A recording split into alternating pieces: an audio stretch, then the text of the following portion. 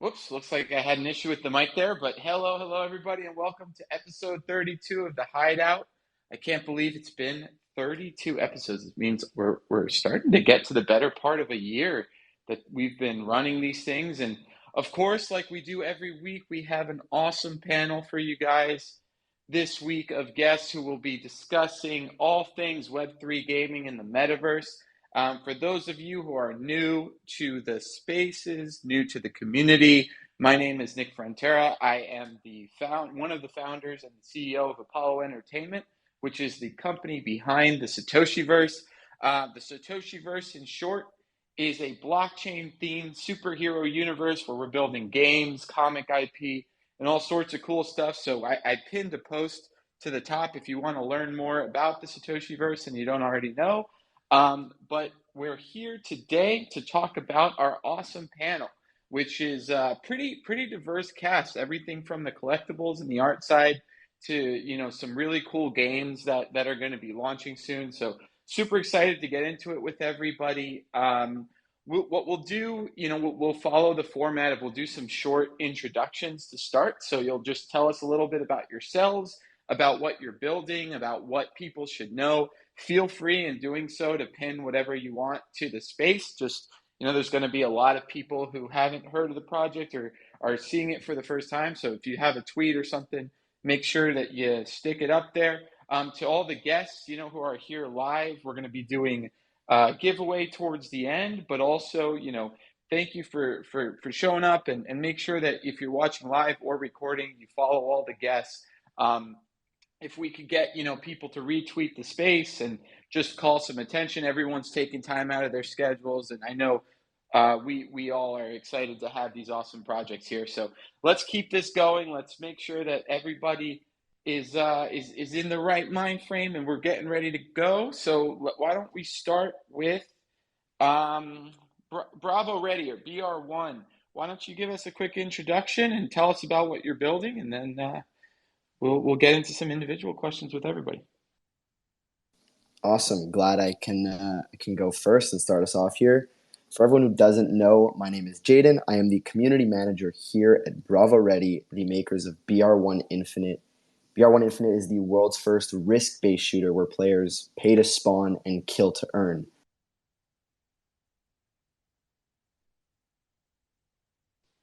Look, I got looks muted. like we it might have been me fat fingering, but sorry about that. Go ahead.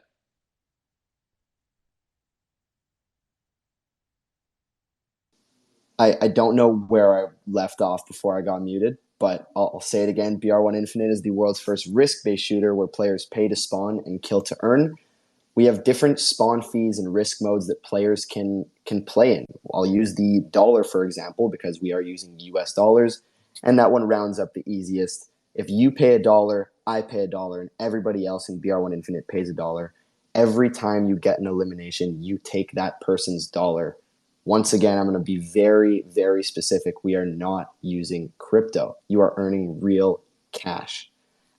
We have two different operatives right now. We have a third coming. We have the Ape operative and the Droid operative. Ape operatives retain 90% of their earnings. Droids retain 85. Humans, which will be coming somewhat soon, will retain, I believe, 80. And then there are the players who don't have NFTs. You do not need an NFT to play BR1. The only incentive it gives you is more earning potential. If you are a Web2 gamer, you go to br1game.com, you sign up, you want to be a beta tester. You do not need an operative to play. You will just earn a little bit less. That being said, if you go to br1game.com right now and you apply to be a beta tester, if you shoot me a DM, I will shoot you that beta access code right back. You can get into our game, you can play, and I'm going to mention it now. Usually I mention it at the end of the spaces, but we actually pay our beta testers to play. We fund your wallet with funds so that you can play for free and kill to earn with no risk and all reward. Amazing. Well, awesome to have you here. Count me in on that beta testing list. I'd love to try out the game. So we'll shoot you a DM after and see if we can get a link. I love trying all these new games out. So thank you for joining. Let's see. Why don't we go to Spellship Arena? Can you guys give us a quick introduction and tell us about what you're building? Absolutely. So my name is Ash Kane. I'm the head of games at Meta World Entertainment. And what we're working on is our first NFT augmented title, which is Spellship Arena. And it's very much a mobile casual experience, but it's really focused around more of that collection and community aspect of it. Um, Gameplay is super fun. It's very much in that battleship style. But this is where it gets interesting because there's a lot of depth to that. As soon as you get past the just guess where things are, there's a lot of different spells and abilities and ships that you can collect that all have different profiles and capabilities in the game, giving it a lot of really deep gameplay experience.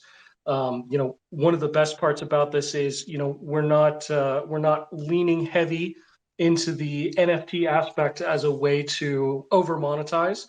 We're using NFTs to solve technical problems that real games have. That Web2 games have constantly kind of struggled with a way to overcome these kinds of issues about account provenance, about collection, and about off ramping because nobody plays the game forever. So Spellship Arena, we're leaning into NFTs to solve those problems for our community and our players. Speaking of which, we actually have a whitelist opening up. So if you follow us at Spellship Arena, just this Twitter handle, comment on our pinned tweet and tag some friends. We're going to be doing a whitelist giveaway to get people in and give some free NFTs away to help build the collection and the community for everybody. Spellship Arena is really not the type of game where you have to go through a lot and be a crypto expert or an NFT expert to play. When you create your account, we're going to create your wallet. Everything is seamless. It's just as easy as playing any free to play mobile game out there, but it's got the NFTs in it. So when you decide you don't want to play anymore, you can off ramp those. You can get those and turn that into something that gives you another experience someplace else. Amazing. And I just pinned that tweet to the Twitter Spaces for those of you who want to check it out and learn more. So really excited to have you guys on and dive in a little bit deeper about some of the things you mentioned, on using NFTs to solve technological shortcomings of the Web2 gaming space, because that's something we're very focused on as well, starting to move away from GameFi and start to, figure out ways we can integrate the tech. And then I guess, I am super excited to have you back on, Andrew. I know you've been up to some big stuff and doing some crazy things with Candy and DC. Hey So guys, I'm sorry if someone is speaking right now, but I can't hear, so I'm going to try to leave and join and come back, and hopefully that'll that'll get things fixed up. Thanks. okay, cool. So assuming everyone else can hear me and it's not a me thing, we'll wait for Andrew to get back here and we'll do a quick intro. But why don't we go to Spencer and have you introduce yourself and then if we can get Andrew sorted, and then we'll get everything going. Sure. So my name is Spencer Vogel, and I've been working with the Apollo and Satoshi First team for the last couple years on the business and strategy side of things. I'm also co-host of the Comics and Crypto podcast. So I'm going to be host for today, and basically the format. We're going to get into some questions for everyone in the group, and I'll call on someone to start, but then feel free to just jump in and you add your thoughts to the discussion. We would like this to try to be like an open and flowing discussion if possible. And then we're going to move into some individual questions. And then for everyone listening, stick around to the end, and we're going to do a giveaway. Actually, a couple different giveaways. So definitely stick around to the end and make sure you continue listening. Andrew, are you able to hear us again? I can hear you. Okay, great. Yeah, could you give us a quick intro on yourself? Awesome. Yeah, so I am Andrew. I'm the general manager of the DC Comics account at Candy Digital, formerly of Palm NFT Studio. And what we've built is an NFT marketplace for DC Comics that has a range of collections from our Bat Cow collection, which we kind of look at as the ultimate Batman fan passport that provides exclusive access to unseen footage, artists, creators, real world experiences, early access to other collections that we have on our platform, as well as many others. And we also have collections around Harley Quinn and DC Comics themselves. So we work directly with DC. They create all of the comic content and release NFTs of DC comic covers on our platform that then unlock access to the comic content themselves. Amazing. Can you hear me now? Hoping I can hear you now. Cool, cool. Looks like we're working. Glad we got that sorted. Well, I was just saying how excited I was to have you back because I know we've been, seeing you guys do some big things and huge DC fan myself. So really, really excited to hear everything you guys have been up to. So Spencer, why don't you take it away? Sure thing. So getting into our first question for everyone in the group, and maybe Ash, you can start us off on this one. So gaming has been touted as the game-changing application of blockchain technology that will bring the masses into Web3. Do you agree with that sentiment, and why? I absolutely agree with that. It's one of the reasons that I'm so interested in, bringing blockchain technology to games is, it really boils down to what blockchain does and what it offers, right? It's a technology. It's a technology that solves a very real problem that the gaming space has, and it's had for years. And I've worked on major MMOs where these were issues that kept us awake at night. And blockchain offers a solution to that. It's not radical, it's not revolutionary, but it is an iterative improvement, and it is that one step up that just makes the experience better and has all of these things that it can offer to players that they do want. I mean, they go out of their way right now to find ways to sell things from their account through gray markets. They go through all of these painstaking efforts to prove what they had or didn't have on their account. If something happens to a database and it gets wiped, players lose, potentially real money investments that they put into their games.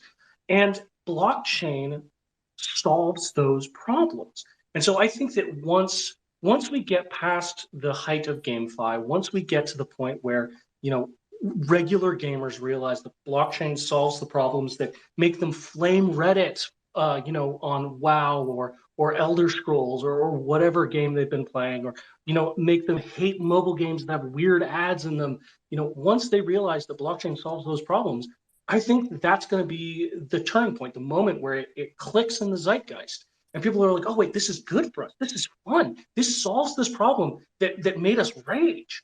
So I think that that's why, absolutely, gaming is going to be the point where blockchain and Web3 become commonplace and common parlance for everybody. I'd love to jump in and add to that. Pretty much everybody here has played a game that has microtransaction within it. I was a big RuneScape guy. Then I turned into a big CSGO guy. Then I turned into a big Fortnite guy. Everybody at some point in time has probably put money into these types of games that really don't translate into real value other than maybe Steam currency. Fortnite, you can't even sell your skins, your weapons, whatever it might be. So you're really not getting any value other than clout of having a cool skin.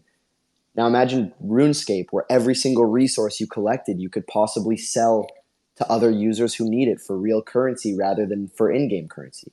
It really begs that question: what am I doing playing this game if it's not bringing me real value? Now we can also go to another point. I'm about to hit everybody right in the young person's heart right here, because I know that everyone in this Twitter space has probably gone onto Google at some point in time and searched how to make money online, how to make money gaming, how to make money this and that, and so on and so forth. Well, if you have these video games that actually bring pleasure, leisure, and fun and intensity to your life, and they're bringing you real value, not just the time spent playing, then quite frankly, everyone's going to start playing them. And I think that's when people are going to realize that Web3 isn't some scam. It's just crypto scams, this and that, a bunch of rugs. And yes, there are outliers that are rugs. Everybody knows that, and you stay away from them. But the true teams who are building real value games that put real money, real assets, real fun time spent into your pocket, those are the ones that are going to bring mass adoption. Those are the ones that are going to succeed. Absolutely. I 100% agree with that. Yeah, and just to add on to that as well, I mean, I I don't know how many people know this, but the reason why Vitalik Buterin created the Ethereum blockchain was because of an experience he had playing World of Warcraft, where the developers made a change to the game and to his character that removed some of the capabilities that he had earned.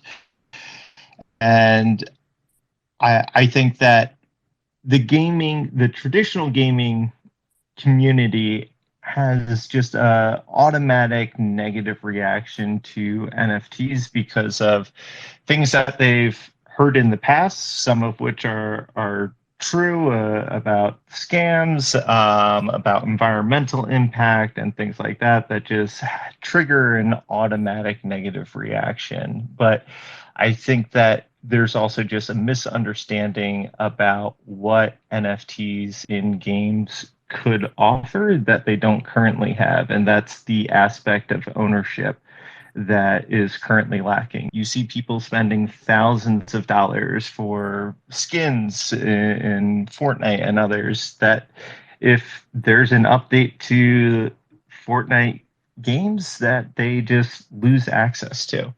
But if these were NFTs that they have self custody of, no one can touch those.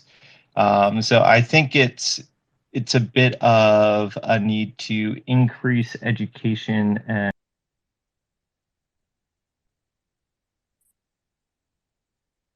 Did we lose him? Yeah, it sounds like Andrew broke off. I think we might have lost him, but I think I've got him back. Andrew, are you yeah, there? I'm back. We lost you at and. So it's to increase education and awareness around what NFTs are and the value that they can deliver. And I think it's also, you know, we don't need to know that we're using NFTs. It's being able to use the underlying technology in a seamless way, I think will be key for the future of NFTs and Web3 technology in general. Like I don't know how a credit card works. I just know that I swipe my card and money gets sent out. Once we break through that, I think that the possibilities and the adoption will explode. So since I'm going last, I'll just say that, I 100% agree with just about everything everyone said. I think to those of us building in the space, the value proposition is very clear. I'll kind of give a little bit of a different perspective of why I got involved in NFTs and why I thought they were so important. I actually got involved in NFTs in 2017 when I was working as an IP lawyer at an entertainment firm in Los Angeles. And for me, the for years, there had been struggles around the concept of digital property rights and what, not just like this idea of ownership, but what ownership meant when it came to digital media from a legal and IP perspective. When I was introduced to NFTs, it looked like the first time that we really saw the possibility to kind of make digital assets more tangible, to create an infrastructure by which courts and regulators could create ownership structures, legal ownership structures for digital assets that were separate from the IP that was being displayed. And so I think actually it's interesting that such a big emphasis in the early days of kind of PFPs and whatnot got placed on the IP ownership rights that you were getting, with the NFT itself, because I think that's something that has existed before that you could do. What really didn't exist was this kind of tangibilization through the tokenization of these assets separate from the IP. And so I guess kind of tying that back to the question, I think that people need a very easy way of seeing what that value prop is and helping realize what that value prop is. And I think in the early days of NFTs, a lot of it was digital collectibles. A lot of it was digital art. But the reality is that the digital collectibles market and the digital art market are, minnows in comparison to the gaming market. And the gaming market is ridiculously, covers like the entire world, right? You have people all around the world who are already familiar with the concept of owning digital assets, right? To most people, I think the kind of the Vitalik problem that you said, most people believe they own the items that they have in their game, where they really just legally have a license to use it that can be revoked at any time. And I think what Web3 does is over time, it's going to create a real legal infrastructure for ownership. And I think the idea of bringing Web3 to the masses, I don't think that means necessarily all of a sudden the masses are going to be, buying PFPs and all of a sudden becoming digital art collectors or digital collectibles collectors. But the masses already have, millions and millions, if not billions, of digital assets via gaming. And so if what we're actually asking is, how do we get someone to interact with the blockchain? How do we get someone to have a self-custody wallet? I think gaming has the best chance of doing that because it's the easiest value prop to explain. And typically, it's going to be to a demographic that is more open to trying new things. And so I think there's a really good crossover there that, gives gaming kind of the best chance of being this tool for mass onboarding. But kind of going to what Andrew said, that's got to be, a lot of that's got to be back ended. It can't be clunky. It can't have this really, tough UI and UX. Like, you really need to make that experience so that you're playing a game, but now the fact that you own something actually means something, and you won't have that situation where, someone's going to strip it away from you. And I think that's a rabbit hole. Actually, I think we could probably have a whole spaces on that topic and what that really means in the Web3 gaming industry. Because while, the tokens can't be taken away, I think there's kind of this debate of how much of games needs to be on chain, and there's a lot of work being done there to do things on chain. At the end of the day, developers are still going to have a lot of power in how things are used within games, and we'll have to think. I think those are going to be challenges that we face in the Web3 gaming industry. Is how much is actually being put on chain, how much decentralization is necessary to achieve kind of the result we want. And I think there's going to be a spectrum. But yeah, I think that's kind of, I do think it's going to be a mass onboarding event, but it's going to be through back ending the tech, not necessarily putting it in your face. Just wanted to quickly add, there is a quote from Bill Gates that we're all pretty much talking about right now. And he said that the advance of technology is based on making it fit in so that you don't really even notice it, so it's part of everyday life. And when we're talking about onboarding gamers to our games, or people to our metaverse, wherever you're trying to onboard into the future of innovation, he's absolutely right. That stuff needs to be in the back end, especially when you're onboarding billions of gamers. Everyone knows the gaming industry or the gaming community is super toxic. You go look at a game in alpha stages, a game in beta stages. Most of the comments about this game are going to be, oh, this game sucks. Why wouldn't I just play Fortnite? Why wouldn't I just play this and that?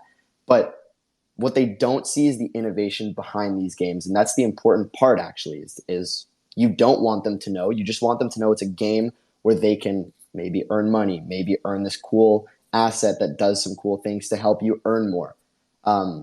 Again, I'll reiterate back to BR1, of course, every player who has an NFT has their own ownership, but also they're getting incentive from owning it, and that's earning more money. They're going to be able to earn a higher percentage than the masses, the majority billions of gamers that play without the NFT. And quite frankly, there's not really any difference between the characters other than what they look like. All right, awesome discussion, guys. Want to move on to some individual questions here, though. So the first one is going to be to Andrew. So given your involvement with major IPs like The Matrix and DC Comics, what impact do you think NFTs will have on the traditional entertainment space? And before you get into that, I guess assuming you can share what you can, I was wondering if you could get into a little bit about what was just announced, the merger with Candy Digital, and just kind of explain, I guess a little bit why that came to be, and what's going on with that. Yeah, I guess I'll start with the second part of that question with the merger between Palm NFT Studios and Candy Digital. So really, we look at it as kind of combining two of the leading players in the space of connecting large IPM brands to their users through Web3 technology. So Palm NFT Studios, our flagship client, was DC Comics. Over on Candy Digital side, it's Major League Baseball, Netflix, WWE. So the ethos behind both companies was very much the same. It's how do we connect these brands to their fans and deliver unique experiences that aren't available in the Web 2 space. So we're really excited about what we'll be able to do after this merger with combining the technologies and the experiences that both companies have had. We're in week 2 right now, so this is brand new. Still learning how we're going to be moving forward, but we're really excited about the capabilities that this is going to unlock for both the Candy and the Palm communities that we've built. The first part of your question, how do I think that NFTs are going to impact the traditional entertainment space? We're figuring that out day by day, but it's already started. So we look at using NFTs and figuring out the best ways to connect brands to their biggest fans and their biggest fans to their brands. So we've done a lot of really exciting things with DC, especially through our Backhouse collection that I think are a lot of examples that other communities are looking at, and we're looking at how to continue to build on. So just as a couple of examples there, our Bat Cow holder community, we were able to send almost 500 of our community members and their friends to early screenings of the Flash movie that just came out. We have token gated conversations directly with the artists creating the comic books that people are reading every day. We had real life experiences where if you showed that you were a Bat Cow holder, there's a DC themed restaurant in London that you were able to get special discounts and access there. So these are just the beginning of things that we're experimenting with and continuing to grow on. But I think that there's so much opportunity for fans to connect with their brands and be able to impact and influence the direction of the products that they actually consume, and for brands to learn more about who their fans are. One last piece that I forgot to mention, Bat Cow holders get to vote on the storylines and characters and art direction of an actual comic book that DC Comics is writing about a legacy cow for the Bat Cow community.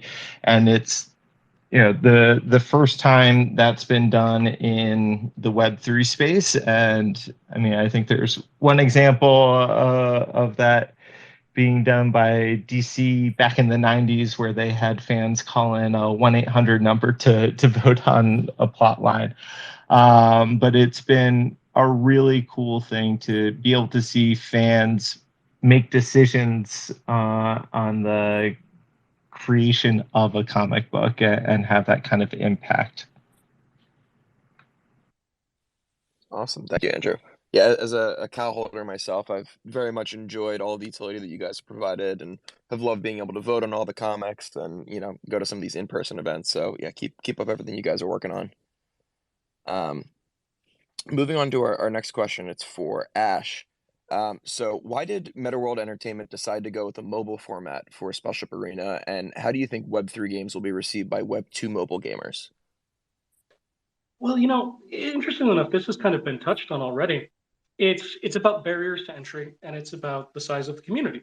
Going mobile first was really about tying in things that everyone is already comfortable with when it comes to playing a free-to-play game and playing a new game, and that is you press one button and you log in and you're playing the game, and it's that seamless. And that was a big piece of it for us. A big piece for us was really focusing, our technical efforts on the back end and the infrastructure, so that we could have an incredibly seamless experience. Um, and that's why we wanted to go with mobile. We have a long history of mobile games in our studio, and so being able to have those strong existing relationships with Apple and Google, meant that we could poke and prod and say, okay, what is your stance on Web3? And what do you feel about NFTs and cryptos and games? And really drill into those partnerships and find out what they actually cared about in the space. And really, it boils down to regulatory compliance and making sure that they get their piece of the pie. And so, once we understood that, it's so much more easy for us to come in and make a game that anybody can see on the Google Store and download and play. And it's been talked about, the NFT part of it, the crypto part of it, the part of it that's on the blockchain is invisible to them until they want to take a step into that space, until they want to utilize those features, or until we on the back end need to utilize those features to give them something or ensure that there's provenance on their account, right? Until we need to solve a technical problem with those features, they don't have to get their fingers into creating a wallet and going through a different sign-up place and then transferring things into the wallet and going to a separate website to do all that. We wanted to make it as seamless and easy an experience to get in and play and collect on our game as possible. And I think that, once players realize that those features are there and that they can, explore this new space with those features, they will. I don't think all of them will. I think there will be a dearth of our community, of our players who just play the game because it's fun and they collect their ships and they go about their day and they, play on the bus or, when they're sitting waiting between meetings on their phone, like everybody does with their mobile games. And I think that they're going to receive that um, pretty well. I think that that's how they're gonna, receive. And I think that when Web3 games become much more common in the mobile space, and there's several out already, and I think more are coming. I think more and more people are going to be playing them and realizing that, oh, I've got a wallet through this game. Maybe I can transfer something else to it. And one of the things that we're working on is it's not just about one game for us, right? It's about the Meta World platform. And we want to have all of these games that we produce connect and talk to each other and tie into each other. And so your collection from one game becomes more than just your collection in game A. It becomes a piece of your Meta World collection. And as a piece of your Meta World collection, it can have very meaningful utility and impact for other games that you might want to play or other experiences outside of just games in our Meta World platform. And I think that that's kind of going to be the thing that really entices some more people to see the value of Web3. And I think that once, we have 3 or 4 titles out and they're talking to each other and they're having these interoperabilities, at that point in time, I think that Web2, like traditional Web2 players, are going to be really excited about the potential of playing a game. And they play the game, they get a little bit of a collection, but the game's not really for them. But this other game is absolutely their style, and they get an opportunity to play it. And they're like, oh, this is so great. And then they discover that there is some NFT value that they gained from their first experience that they can take to their next experience. And I think that's one of the real beauties of the blockchain technology and what it can do for games. And we already see game developers trying to do this and it becomes a huge technical hassle for them.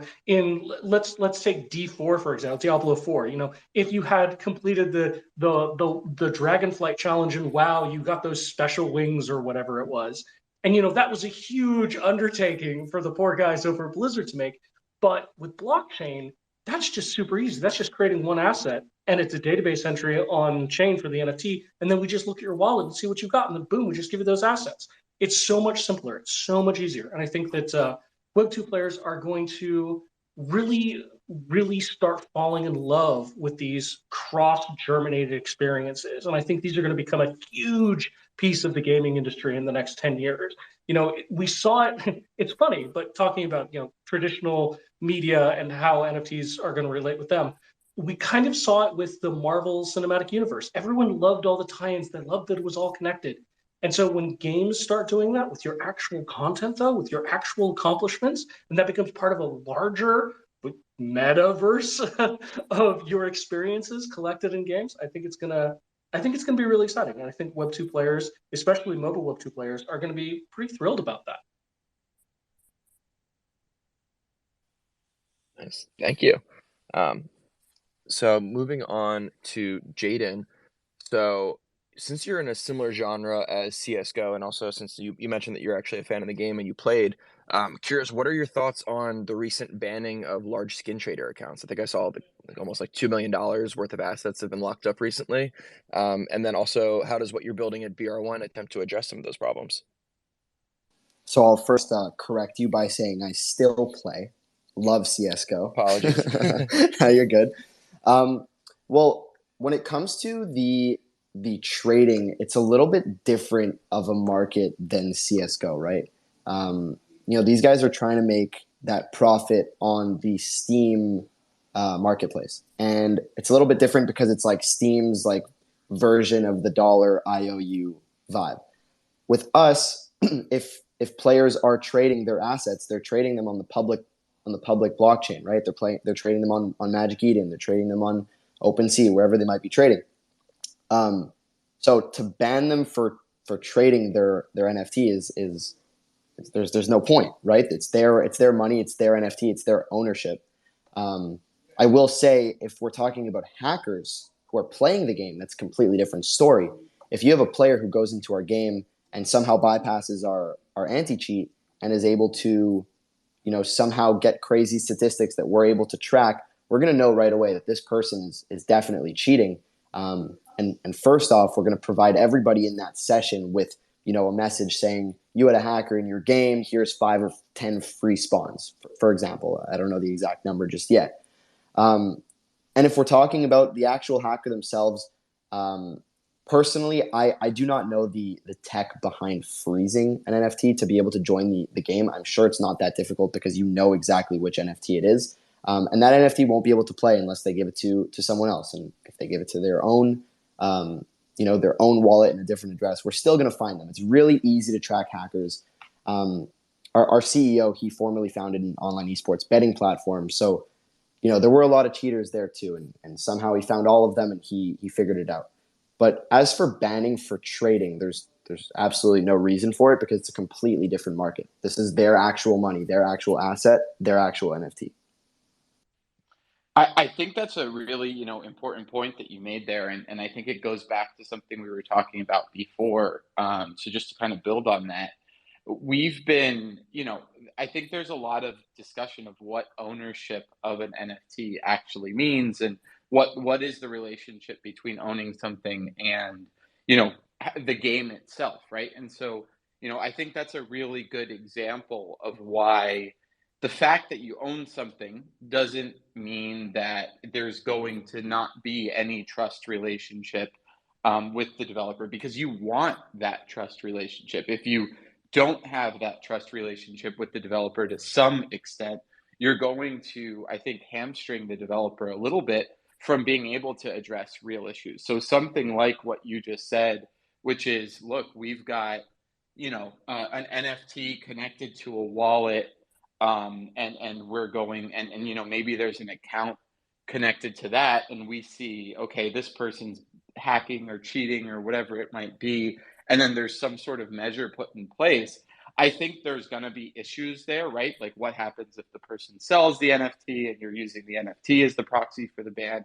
But I think that there are real reasons why there still has to be quite a bit of developer, developing and managing the game. I think some game formats are going to lend themselves more directly to, fully on-chain, fully trustless types of systems. But I think the vast majority of games are going to be kind of an interplay between the holders and the developer who's actually making the game. So we do have an account system, and on our website, you can link your socials, you can link your wallet, and you'll be able to see exactly how many operatives are in this person's account. Likely, the banning of hackers will be through the account. And yes, of course, you can maybe make a new account, and you'll try and hack again. We'll also improve our anti-cheat based on this one guy who's exploiting. But at the end of the day, we know your IP. You're signing up on our website. Quite frankly, we can just ban your IP if absolutely necessary, but obviously, we don't want to do that. We want to give one repercussion at a time. Okay, your account is banned. Great. Now you're not going to cheat. Hopefully, you're going to come back and play properly. Oh, you're going to cheat again? Okay, that's it. You're done. Freezing the NFT is something that is probably possible, but likely it would make less sense than to just ban the account itself. Yeah, definitely. And I think the NFT kind of becomes a tool for developers. And I think that until we have, legal standards around what those property rights are, what ownership entitles someone to, just like, I guess I always use this example. If I have a t-shirt with a Superman logo on it, I could wear that t-shirt to a Marvel Comics party, and I might get some looks, but there's laws that say, DC can't object to me having that T-shirt on because I own the underlying asset, and those are property rights that come with the underlying asset, including, my freedom to display that logo, wherever I want and however I want. Now I can't make a movie featuring it because there's other rights at play there, but that doesn't really exist for digital property, for digital assets. And so I think, over the next 3 to 5 years, because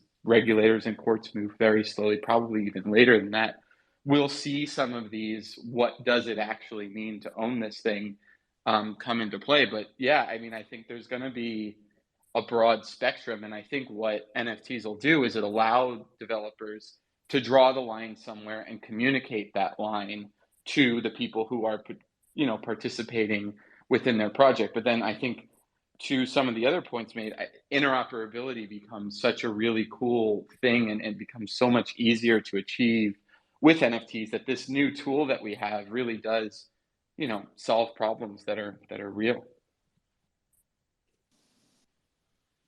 Yo, I'm gonna send you a picture of my favorite BR1 ape, and I'm gonna give you the rights to put it on a t-shirt so you could wear it wherever you want.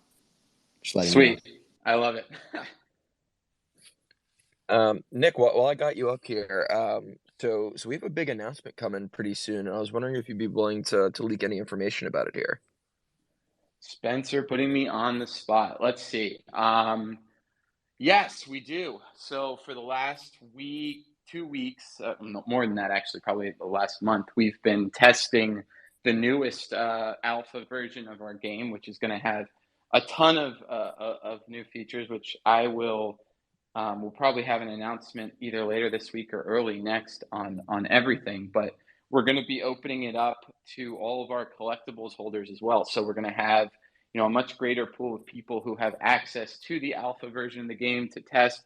The collectibles are on Polygon and are pretty cheap access points. So if anyone wants to get access to the game, that's a pretty easy way to do so.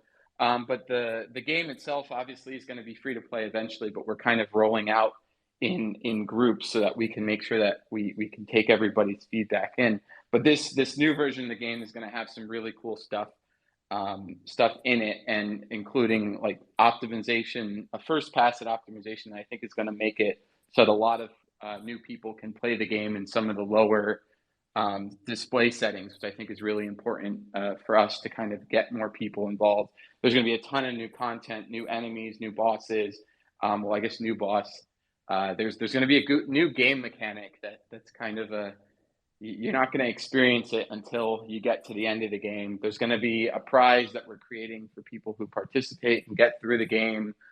So a lot of really cool stuff coming. We're working on some big partnerships now as we start to move towards our mainnet release of the game. So we'll have announcements on that in probably in the coming months. But really, really big partnership initiative coming up with several of our past partners, several of the people that you've seen in the past here. So just super, super excited. We've been going 24/7 between producing the game and testing the game, trying to get something awesome out the door. But we're getting very, very close. So we're all very excited, and we'll have some more news coming up soon. Awesome. Well, thank you for sharing. I'm sure everybody appreciates the alpha. So before we get on to another question for everyone in the group, I want to announce our giveaway winners. So we have a couple different prizes today. So the first prize is going to be from Satoshiverse. It's going to be a Satoshiverse NFT collectible trading card, which is one of the gold rarity ones of Satoshi and the Big Apple. So the winner for that one is Boy Wonder at Boy Wonderwall. Congratulations on winning, and make sure to send Satoshiverse a DM and we'll get you your prize. And then the next one is a free Genesis NFT mint from Spellship Arena. And the winner of that one is LegacyT.eth at LegacyT02. Congratulations, Legacy. Make sure to send Spellship Arena a DM and make sure to get you your prize as well. And then Jaden, correct me if I'm wrong, but I think we were planning originally just to give away one access spot, but it sounds like you're being generous and you want to open up to more people as well, correct? I am being generous. If any of you come into our Discord and tell someone from our team that Jaden sent you from the Satoshiverse Twitter space, you're all going to get beta access. I got you guys. I'm for the team, baby. Awesome. Thank you, Jaden. We really appreciate that. So moving on to our next question here, and maybe Jaden, you can actually start us off with this discussion point. So there's been a lot of news in crypto recently surrounding and focusing on rampant scams and a lot of fraud that have plagued our space in general. How do you think we as an industry can remedy this and regain consumer trust? There's a couple ways I can go about this, but I think the first response I'll give is transparency, and I'm going to use a personal anecdote to explain. When we first minted our first ever Genesis Ape operatives, we did it the same week as Bloomsville, and obviously there were there was a lot of skepticism because the rug literally happened like 2 days before. And quite frankly, our mint didn't go as planned. And that's when we decided, you know what, it's time to dox. And I'm not saying I'm not giving advice on whether you should dox or not. It works. Everyone in the space knows who we are, knows our real names, knows everything, because that's how trustworthy we are. We want to tell people exactly who we are, and we want them to know that we are building a game for the masses and we are here to stay. I think transparency is very important. Everything that you're doing within your company is something that you can be telling people in public. Major announcements, Twitter posts, this Twitter space that I'm in right now. And if you find a project that you're skeptical on because the information they're giving is not entirely transparent, that's when you start to wonder, am I really trusting these people? Obviously, we've been here for over a year.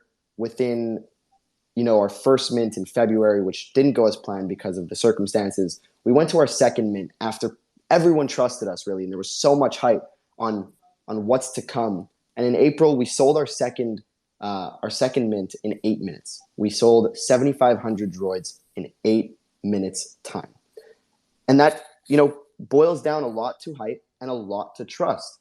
Evan Ryer's name is out there. Alex Baylog's name is out there. Jaden Cohen's name is out there. We are here to stay. We've still been here. Quite frankly, you just have to look into the project and make sure that you feel like you can trust them.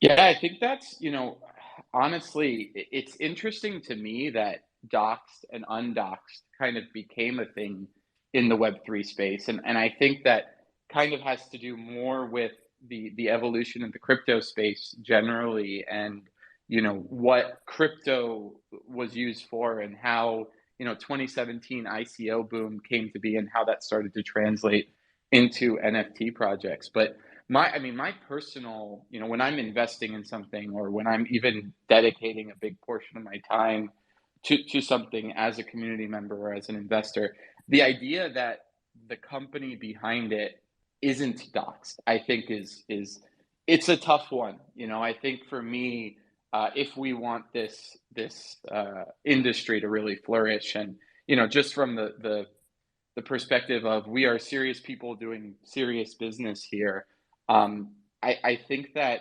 doxing is almost a must. It's almost it should be the expectation that there is a team that is accountable for the actions to their user base. And it's interesting.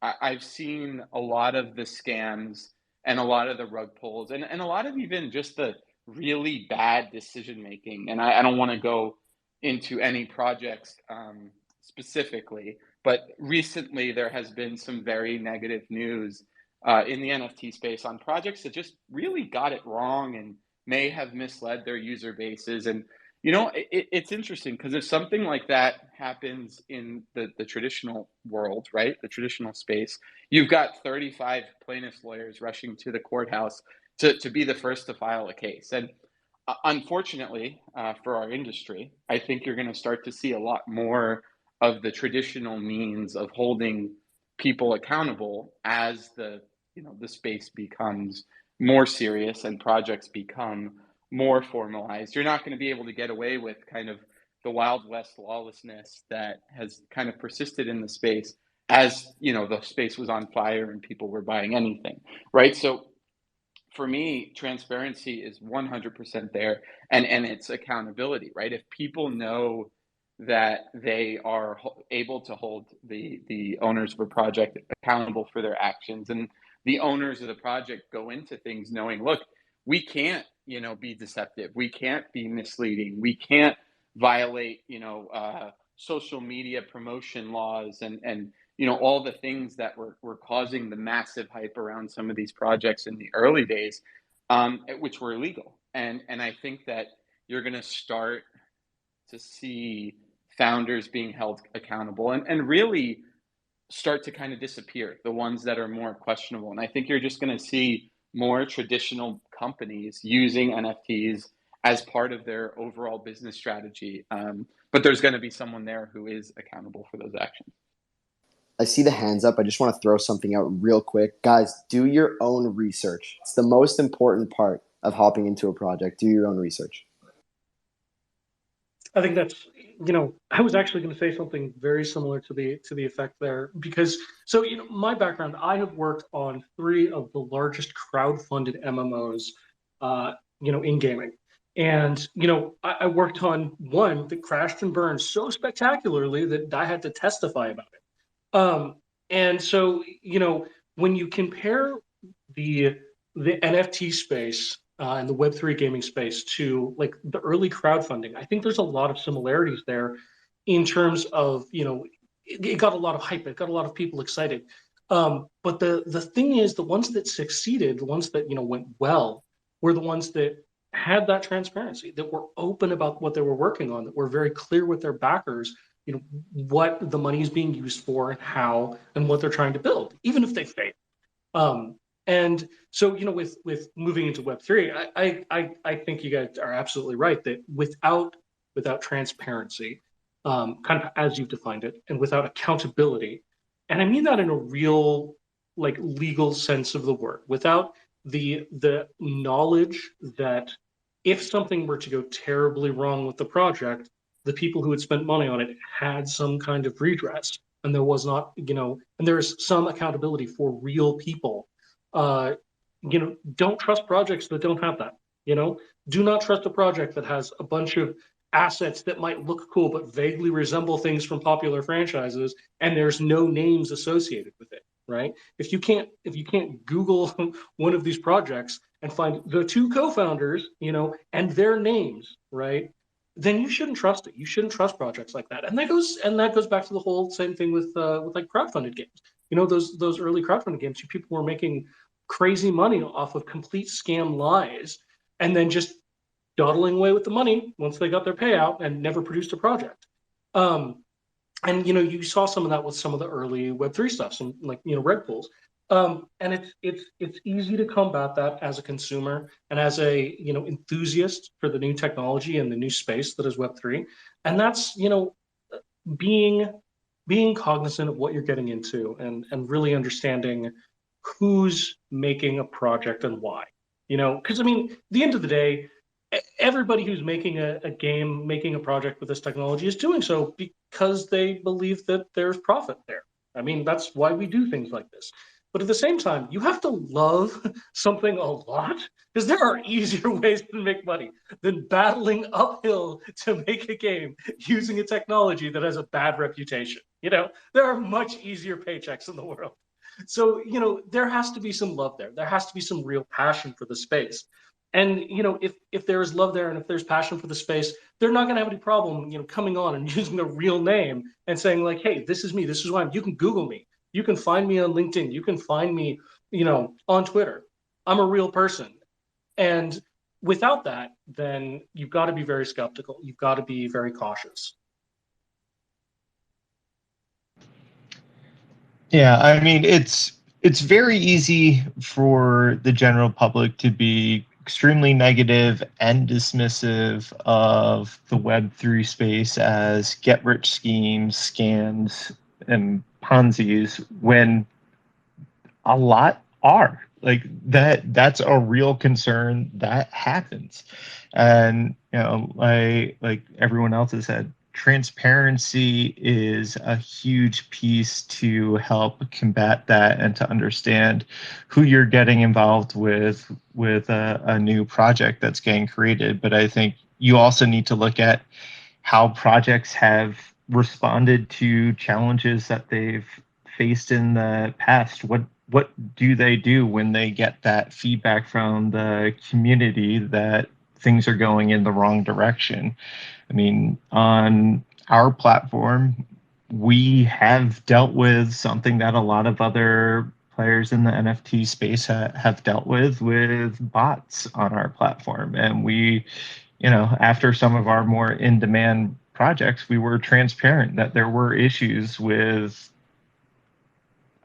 users who weren't real getting access to those collections. And those bot accounts aren't stealing from us. They were actually buying these products from our platform, but they're stealing from the experience of real users. And it's important to us that we're transparent about that and that we're clear that we're taking steps to correct that and to prevent that from happening in the future, to make sure that real users are the ones who are enjoying what we're building for them. Awesome. Thank you, everyone. Yeah, this has been an awesome space. Now that we're at the top of the hour, I'm going to throw things back to Nick to close this out.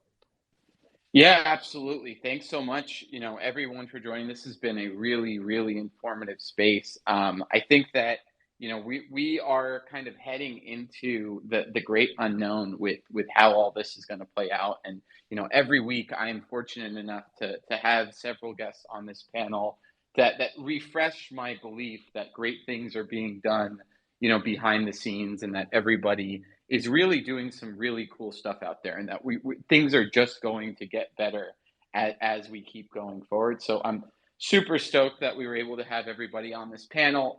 Thank you, everyone, for joining. Big shout out to all the communities that joined. As a bat cal holder myself, it's really cool to see all those bat cals in the audience. So super stoked to have all of you. And everybody from each of the communities, BR1, Spellship, super excited that you guys were able to join. Thank you for taking time out of your day. Thank you to everyone who was here. I pinned the Satoshiverse, the Hideout post up top. I would ask that anyone in here who wants to share this, who found it valuable, just hit the retweet button there. There's a recorded version available, so people will be able to check it out. And that's kind of how we grow and keep, doing this every week. So I'm really, really appreciative of all of you who are watching live and all of you who will be coming back to watch the recorded version. But that's it for me. Anyone else who wants to jump in and say a few words at the end, please feel free to, and I will log us off after that. I'd love to throw a couple things out there. First being that we just dropped our newest update. It's probably the best version of BR1 yet. So like I said, if you do want to be a beta tester, go to our Discord, tell them I sent you, and we'll get you set up. As well, next week we have our first ever official town hall where we're going to be giving away the most alpha possible. Anything you want to know about what's coming in the game that quite frankly, some things I don't even know about yet, that's where you'll hear it. Sorry for the background noise. And finally, to anyone who's in here who has a community, including you guys up here as the speakers, I'd love to have a game event with you guys. You know, be it in your Discord, be it in ours, be it on Twitter Spaces for all I care.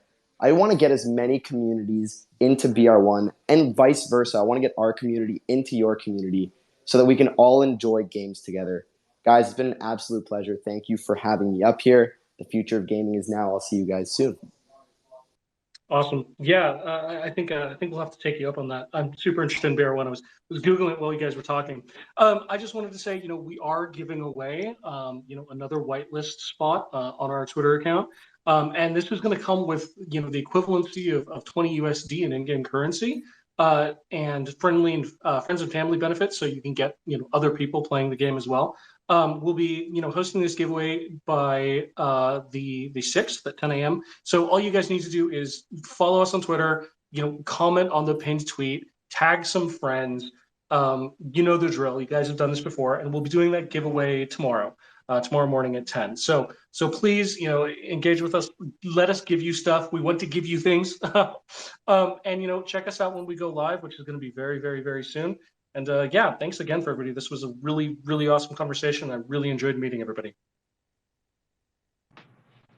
Yeah. Just to close out, love learning about the projects that you guys are building here. And I just have to say that my favorite part about the Web3 space are the communities and the connections that this technology drives and brings to everyone, and seeing all of these people in here learning about other projects and supporting their own projects. Like I love to see it.